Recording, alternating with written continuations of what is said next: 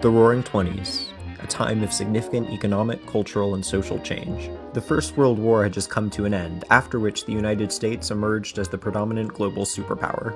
With the 1920s came a booming economy, stimulated by the rise of mass consumerism.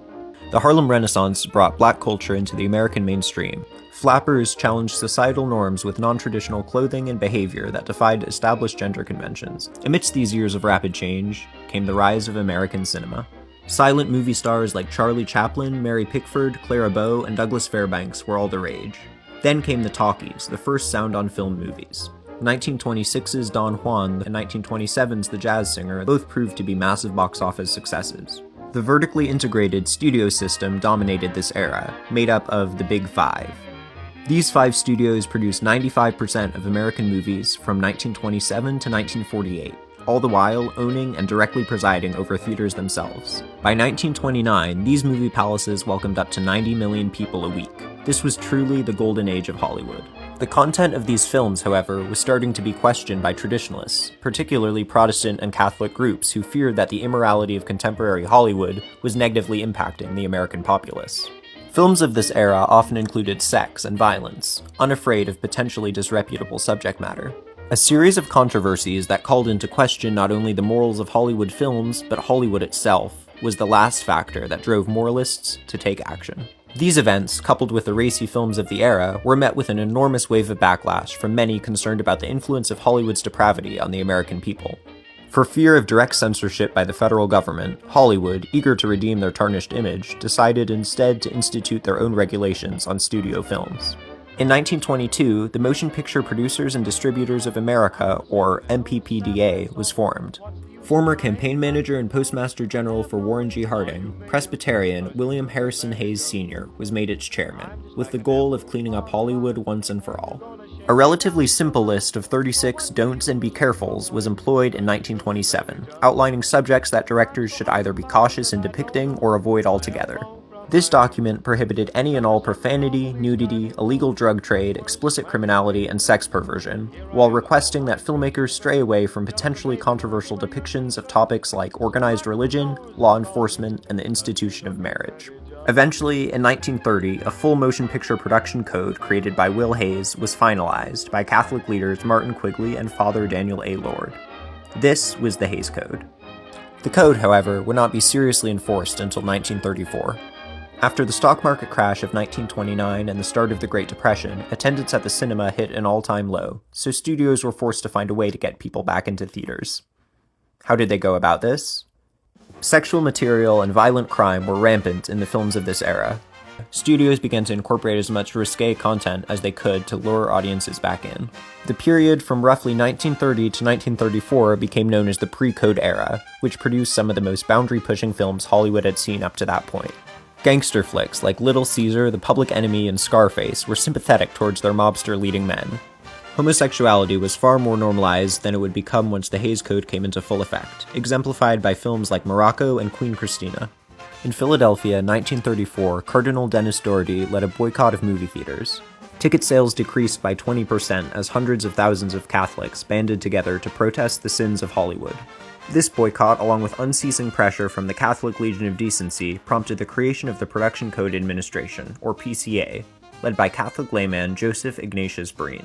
This was the true beginning of the Hays Code's reign in Hollywood. Breen enforced the code with an iron fist from 1934 to 1954. Every script had to be given his approval before shooting began, and once the film was finished, it had to be scoured for any remaining objectionable content. The depictions of violence and sexuality that pervaded the pre-code era would no longer be tolerated. There had to be a clear distinction between what was morally acceptable and what wasn't.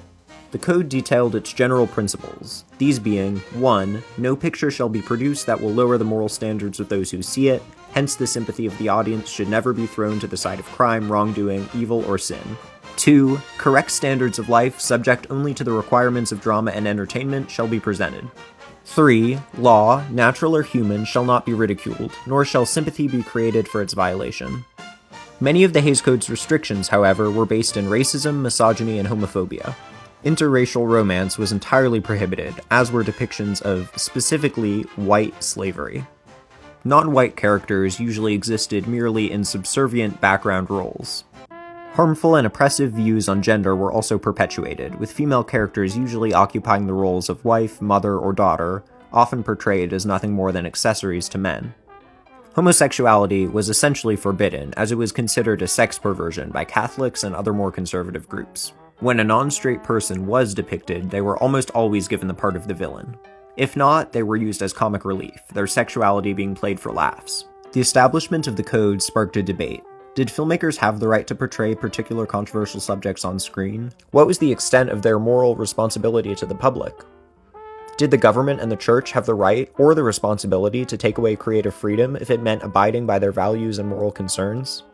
Due to Joseph Breen's relentless enforcement of these overwhelming restrictions, filmmakers had to find ways to get around them, hiding more taboo subjects. Directors like Alfred Hitchcock, Otto Preminger, and Billy Wilder were famous for skirting the code, using the power of innuendo, implication, and editing to convey what they wanted to, while still earning the PCA stamp of approval. The endings of many now classic films had to be altered to abide by the code.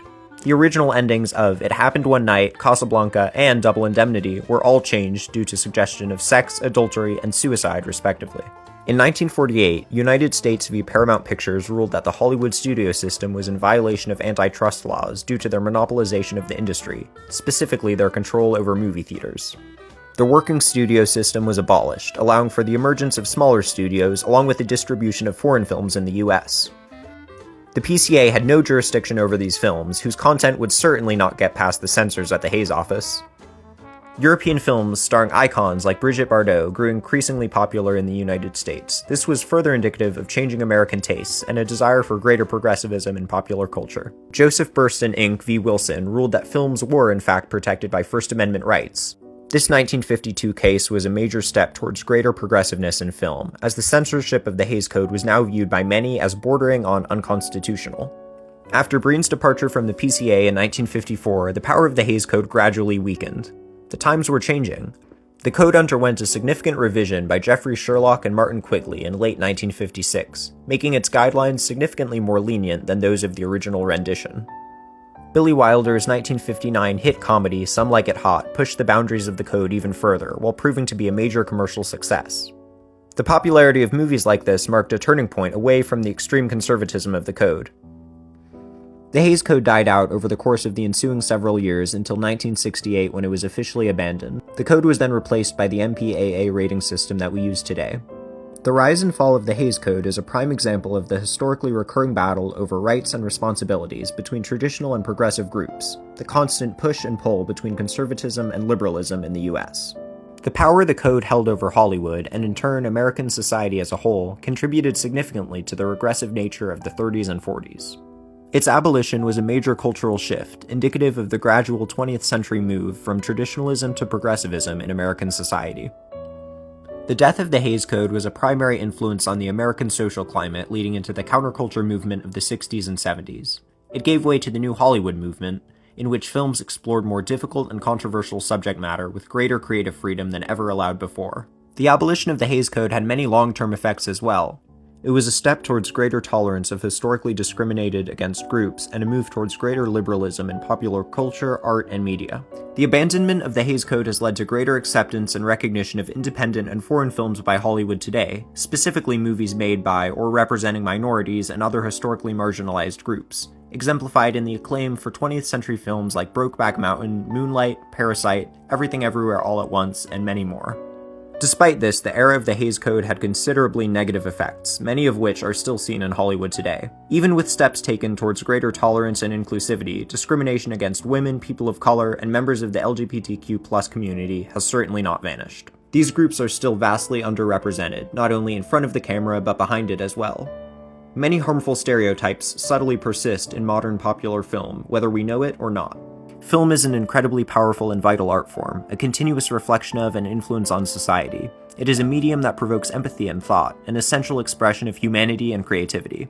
There is a balance to be struck by filmmakers in Hollywood between the rights of pure artistic expression and the responsibility of influence. Censorship can be dangerous, particularly as it relates to cinema. The values shown on screen naturally bleed into society, and if, as during the era of the Hays Code, these values are discriminatory and regressive, it could be profoundly harmful. Now, more than ever, we need to talk to each other, to listen to each other, and understand how we see the world. and cinema is the best medium for doing this.